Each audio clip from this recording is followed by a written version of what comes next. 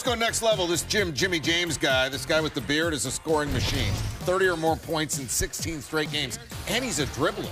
He likes to pound the air out of the ball, or it takes the wind out of the sails of whoever's trying to guard him. In this case, it was the Memphis Grizzlies. Step back, there's a three for Harden. Harden again, there's another three with a man in his face. Take a couple dribbles here and go to the hole with according to Second Spectrum, no relation to First. Harden only had 447 dribbles the whole game. That's in his bottom 10. I'd hate to be the guy who has to count those dribbles. We got somebody said 1, 2, 3. Wait, was that a dribble? You carried it there? Roll the tape back. Yeah, he had 15 points in the first. Clint Capella out until the All-Star game with a thumb injury. So you got no Capella, no Chris Paul, no Eric Gordon. But listen, Harden picks up steam as you would expect. Picks up the team as you expect a leader to do. 17 of 18 from the line, goes to the free throw line right there. Guarded on top, another step back. That's 30, so Wilt's next. Passes Kobe Bryant for the longest streak of 30-plus point games. Wilt coming at him next. Under 2 minutes left in the half. Harden with some defense. Yeah, I said it. Goes to the other end. He had 36 of the Houston's 54 points in the first half, the highest percentage of a team's points in any half since Kobe Bryant back in 03. 6-point lead at the half for Houston. Harden coming out and doing his thing. 38. How about 41 right here? The 14th time this season he scored at least 40. He was 6 of 15 from 3. Remember, he was 1 of 17 from 3 in his last game. 8th time in his last 11 games he's gone for 40. Threes, please! He's got 44, 10 points in the third. Will he go for 50? His career high and club record is 60. His season best is 54. He's got reservations for 4. Or should I say, reservations for 50. Because after that 4-point play, he's got 50. For the 12th time in his career, ties LeBron James for 6th in NBA history on that category. Harden past the defender, and he's still scoring. Will it ever stop? 57 points, and James Harden is on. The Rockets had 55. Harden had 57. 112 to 94. Beard. Woo! With the news with Clint today, was it important to give your team kind of an emotional lift today? I mean, I don't know if it was an emotional lift. I know we had to win the game. I know we let one slip away last night, and there was another opportunity for us to win tonight. So I don't know if it was an emotional lift. I know it's crunch time in the sense of, we got 3 starters out, so guys got to pick up the slack, and there's no excuse. You have the most 30-point games in a row since Will Chamberlain had 20, like in the 60s. Does that mean anything to you? No. The win was important. But you don't appreciate what you're doing historically, like maybe when you have a second to think about it? Maybe, but I got to get some rest tomorrow and be ready to go Wednesday. Same thing. James Harden is the 4th player in the last 5 seasons with 3 or more 50-point games in a season. Each of the previous 3 won the MVP award, including Harden last year. 57 points, tied for the 2nd most in Rockets history. He now has 3 of the 4 highest-scoring games in franchise history. His 12 career 50-point games ties LeBron James for 6th on the all-time list. Worth mentioning again, and always worth seeing Tim Legler in his lab.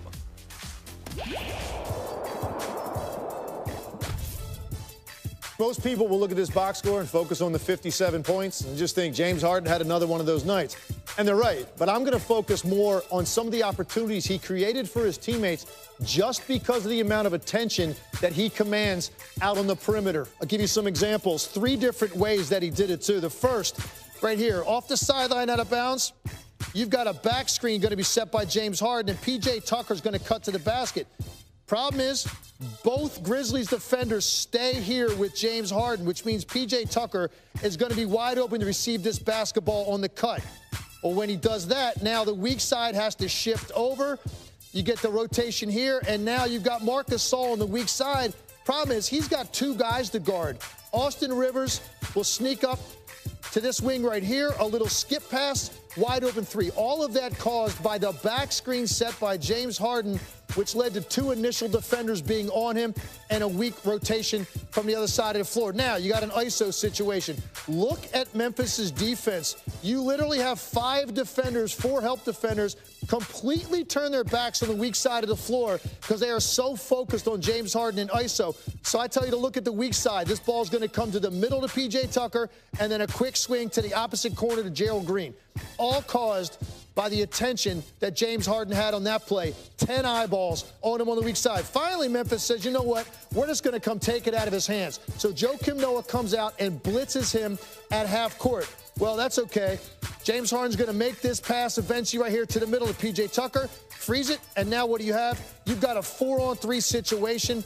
All three defenders react to the pass, and now you've got a wide-open corner three, one more kick out. James Harden creating offense for his teammates without even having to drive to the basket and drop it off to Clint Capella. The definition of an MVP. That's what James Harden was tonight against Memphis. Back on the SportsCenter, Pelicans and Clippers getting it on right across the street. Boban Marjanovic riding around on an ATV at the Staples Center prior to the game. Looks like he got the wrong size, though. All right, check out this sequence for Anthony Davis and the Pelicans in the second quarter. Davis misses, loses his shoe as he gets knocked over. Play continues, so Davis is going to get his shoe, throw it over to the bench. On the other end, Shai Gilgeous-Alexander misses a three. Drew Holiday grabs the board, outlets to Davis, who's got one shoe. Pelicans coach Alvin Gentry has got the shoe, and Davis has got the bucket. All right, so Davis trying to get back on defense with one shoe. Patrick Beverley calling for Davis's shoe from the scorer's table. On defense, Danilo Gallinari knocks down the three. Davis back down the other way. He's still got one shoe. Ian Clark is going to go after Beverley, who's trying to hide Davis's shoe. He's like, hey, man, give me the shoe. Beverley gets a technical foul, maybe the only one ever for stealing a shoe. And Clark gives Davis his shoe back, all right? Got even weirder. In the fourth, Pelicans up 6. Davis backing down Danilo Gallinari. Called for the offensive foul with the elbow. And look at the elbow that Gallinari took to his grill. And the effect of it, lost a tooth. Brings the tooth over to the scorer's table as proof. But he says, you know what? I can play with 31. That's fine. Under 2:30 to play. Pelicans up 4. Davis. 46 points from 16 to 34 shooting, most of it with two shoes on. He gave both shoes away to a young fan. Yeah, the first time I told the team, I said, man, I suck. You know, and all them guys were like, man, find a way. You know, coach told me to keep going. You know, I missed some easy layups, some easy jump shots. No, I just try to keep going. And help my team win. And in that second quarter, you know, I was able to find my groove, see the ball go through the basket, and, you know, was able to continue to be aggressive and make plays for my team.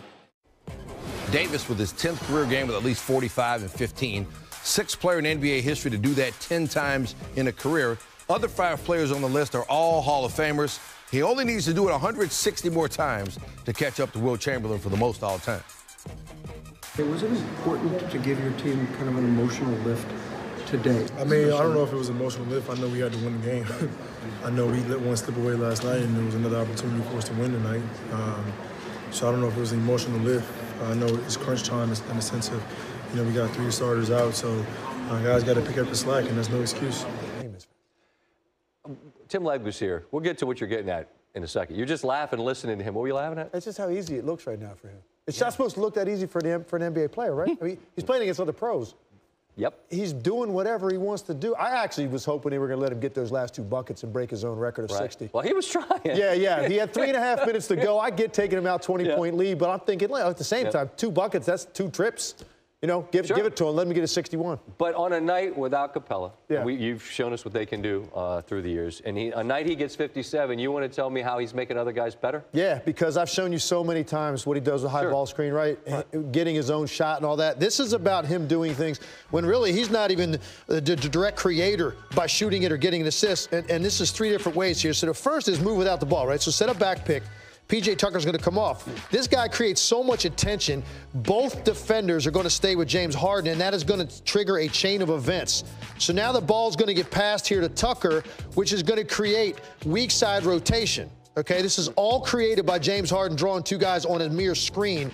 So on the weak side, you got Gasol. He has no idea what's going on the weak side because he's watching the basketball. Here comes Austin Rivers, relocating the right way. Skip pass for a wide open three. These are practice shots for really good players. And it's all created by James Harden setting a screen. Here's another great example. How are we going to defend the ISO now with James Harden? This is actually silly, Scott, because look at the heads of the Memphis defenders. I mean, you've got to be kidding me.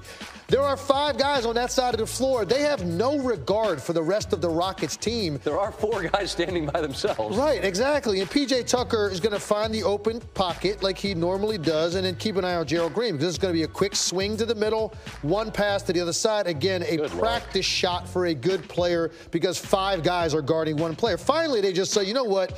Forget all this mess. We're just going to blitz you at half court and take it right out of your hands. Nobody else in the league is getting this kind of attention.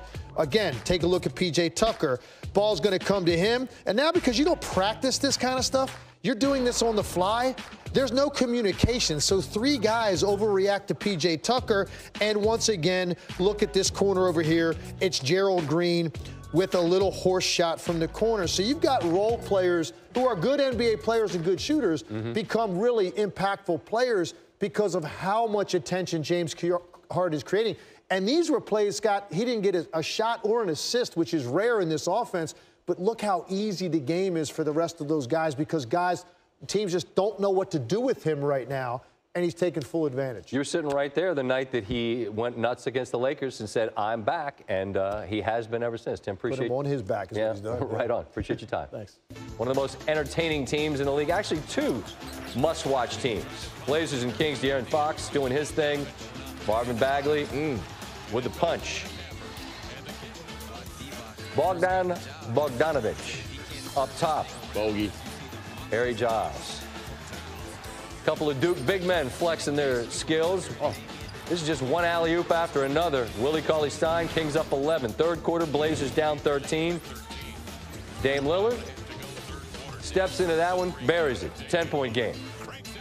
Lillard, through traffic, his 184th consecutive game with 10 or more points, passing Clyde Drexler for the most in franchise history. Finishes with 35 and 5 assists. 6 minutes to go, Kings up 10. Fox, Giles, he finished with 12 and 4. Kings up 12, and then it's Fox who finished with 16 and 9 from deep. Kings 23 and 21. Good for them. Pelicans Clippers. Final 2 minutes. How did the Pels close that? Comical moment, I'm told. Anthony Davis.